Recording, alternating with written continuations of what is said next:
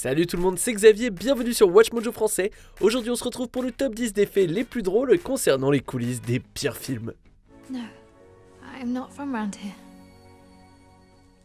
I was abandoned. All I want to know is where are my children?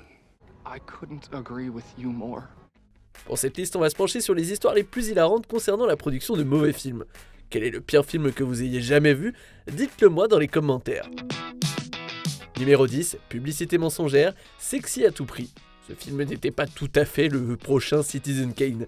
D'abord, avec un titre comme ça, c'est pas hyper surprenant. Et avec 6% sur Rotten Tomatoes, ça ne fait que le confirmer. Le film met en vedette Paris Hilton dans le rôle, vous l'avez deviné, de la fille sexy. June and I don't get much action, so we take what we can get. Elle est à la recherche d'un compagnon potentiel pour son amie, la pas sexy, du grand Molière, hein, pas vrai. Le film a été un échec aux États-Unis, alors lorsqu'il est sorti au Royaume-Uni, les Anglais ont eu droit à une publicité plutôt trompeuse. What am I supposed to do? Pretend they're all blind? Sur l'affiche du film, c'était écrit que c'était le film numéro 1. Mais si vous regardez d'un peu plus près, des petits caractères complètent l'éloge avec des 100 pires d'IMDb. That's so sneaky. Numéro 9, blâmer l'internet, Saving Christmas. Personne n'a jamais dit à Kirk Cameron que la règle cardinale d'internet c'était ne jamais essayer de rallier les troupes. Ce film suit Cameron, un chrétien fervent, dans sa tentative de remonter le moral de son beau-frère en réintroduisant le Christ dans la fête de Noël. Guess what? Everything you see inside there, it's all about Christmas. It's all about Jesus. Le film a été critiqué de toutes parts lors de sa sortie. Au lieu d'accepter les mauvais commentaires, l'acteur a demandé à ses fans sur sa page Facebook de prendre d'assaut Rotten Tomatoes afin de faire remonter la note du film. Do I need to break some legs? Is he not treating you right? No. Because I'll take him out in the back right now. Bien sûr, ça s'est retourné contre lui et ça a conduit les internautes à critiquer davantage Saving Christmas. Cameron a alors tenu les haineux et les athées pour responsables. Ouais, franchement, inutile de dire que Noël n'a pas été sauvé cette année-là. Maybe we need a word from the outside. A voice. Someone who can remind us of the true meaning of Christmas. Numéro 8, fausse suite, Troll 2. Le désastreux Troll 2 s'appelait à l'origine Gobelin parce qu'il met en vedette des gobelins et pas des trolls.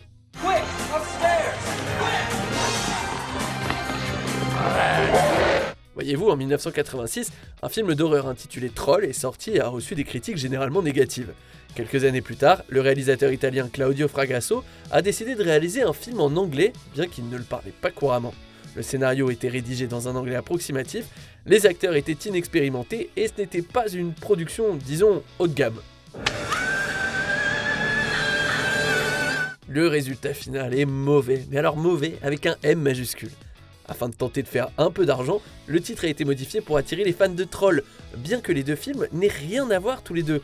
Et ça n'a pas marché en fait. They're eating her. And then they're going to eat me. Oh my God! Numéro 7, ils veulent nous convertir, Battlefield Earth. Il existe d'innombrables histoires concernant ce film et ce qui l'a rendu si terrible.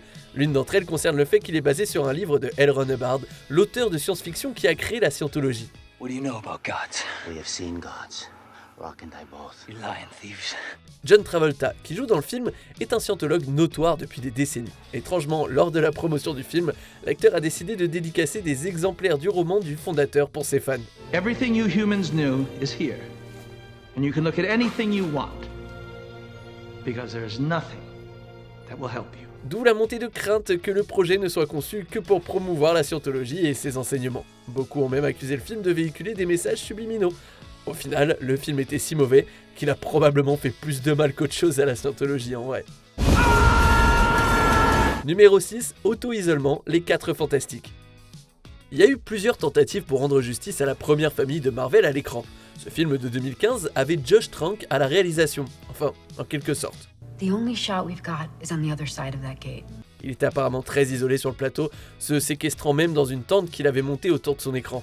Mais c'est pas tout, des sources ont affirmé que lorsque Trank interagissait avec les acteurs, son style de mise en scène rigide, leur disant quand cligner des yeux et quand respirer par exemple, a donné lieu à des performances franchement minables et sans aucune vie.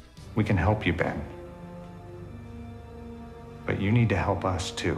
Moi je pense que si c'était à ce point-là un ermite, il aurait dû s'en tenir à l'écriture, vous pensez pas? Gotta say, it's fantastic.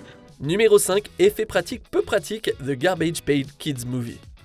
En 1985, la société Topps a publié des cartes à collectionner Garbage Pail Kids qui se moquaient des populaires poupées Cabbage Patch Kids.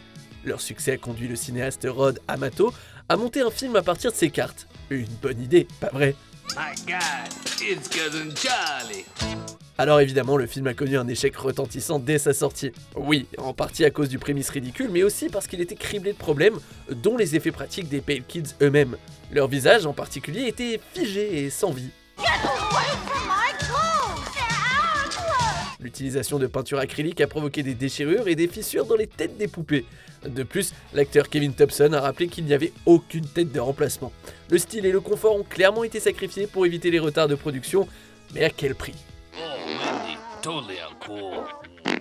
Numéro 4, beaucoup trop de coupures, Le Dernier Maître de l'Air.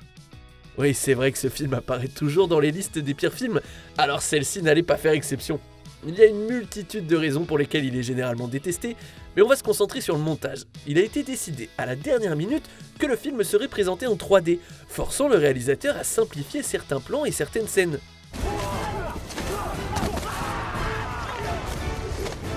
Et même après ça, le film a été renvoyé à nouveau en salle de montage pour y subir d'autres coupes importantes. Le résultat est une abondance de séquences coupées et une histoire finale que beaucoup de critiques ont trouvée très décevante. Les fans aussi ont été extrêmement déçus et beaucoup ont réclamé la sortie de la version longue du film. Le réalisateur M. Night Shyamalan a toujours tenté de défendre son projet, mais ça n'a pas eu vraiment d'impact sur l'opinion publique qui est demeurée fortement négative. You're not so upset? Not as much as I was. Numéro 3, la maison que les Dents de la Mer a construite, Les Dents de la Mer 4. Beaucoup d'acteurs font des films juste pour le gros chèque de paix, mais peu vont l'avouer à tout le monde en vrai. Michael Caine, lui, apparemment, il s'en fout complètement. En fait, il a admis ouvertement qu'il ne se souciait pas du tout des Dents de la Mer 4. Il aurait pu en vouloir grandement au film, car le calendrier de production l'a empêché d'accepter en personne son Oscar pour Anna et ses sœurs. Mais Caine n'a rien exprimé d'autre que la satisfaction d'avoir encaissé des chèques de salaire. L'acteur est considéré comme le seul bon élément d'un film absolument terrible. Mais entre vous et moi, tous les exemplaires des Dents de la Mer 4 devraient probablement être donnés en pâture à de vrais requins. Numéro 2, Tommy Wiseau a dépensé une fortune, The Room. Lorsque vous approchez Paramount pour un contrat de distribution, la réponse n'est généralement pas immédiate. Pourtant, il n'a fallu que 24 heures pour que le film The Room reçoive un nom catégorique, aux grandes dames de Tommy Wiseau, qui avait investi 6 millions de ses dollars dans son film. Oh, hi Mark. Et pourquoi tant d'argent? Eh bien, Wiseau a acheté du matériel qu'il aurait pu louer, a tourné le film en utilisant 2 types de caméras en même temps et a fait appel à plusieurs assistants. De plus, Greg Sestero a rappelé la façon peu conventionnelle dont il a obtenu le rôle de Mark dans son livre de 2013. Un autre acteur avait été retenu, mais Wiseau voulait Greg. Au lieu de renvoyer le Mark original, ils ont prétendu que Sestero tournait pour un test d'écran. Yeah man, you never know. People are very strange these days. J'entends littéralement le son de l'argent qui s'accumule et de l'addition qui grossit. You are tearing me apart, Lisa! On arrive presque à la fin. Nous publions de nouvelles vidéos chaque jour, alors avant de continuer, abonnez-vous et activez la petite cloche et les notifications sur téléphone pour ne rien rater. Numéro 1, la version avec trou du cul, Cats. L'information est peut-être de seconde main, mais impossible de passer à côté de sa plausibilité hilarante. Now for the icing on the cake! En 2020, quelqu'un sur Twitter demandait plus de révélations sur Cats et a reçu des réponses intéressantes. Parmi elles, il y a l'histoire des trous de balles. Apparemment, un employé était chargé des effets visuels et il a eu la tâche ingrate, mais néanmoins cruciale, d'effacer des centaines de trous de balles de chat de la première version du film. Ouais, mais vous savez, quand votre chat vous colle son derrière sur la figure, vous aimeriez que Dame Judi Dench vous fasse ça. Was there ever a cat so clever? Il existe aussi apparemment une scène coupée dans laquelle un chat urine dans une position qui laisse peu de place à l'imagination. Vous aimeriez que Dame Judy... oui, bon, bref, vous avez l'idée quoi. You should need no interpreter to understand our character. Que pensez-vous de notre sélection?